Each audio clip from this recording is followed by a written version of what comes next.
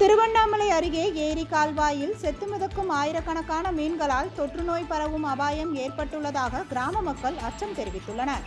திருவண்ணாமலை மாவட்டம் ஆரணியை அடுத்த ஒன்னுபுரம் பகுதியில் சுமார் 500க்கும் மேற்பட்ட குடும்பங்கள் வசித்து வருகின்றன.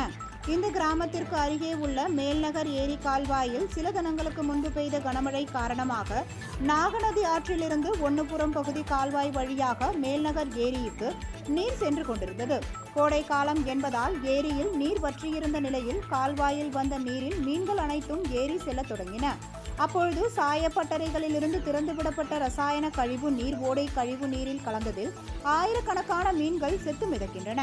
இதனால் குடியிருப்பு பகுதியில் துர்நாற்றம் வீசுவதுடன் நோய் தொற்று பரவும் அபாயம் ஏற்பட்டுள்ளது.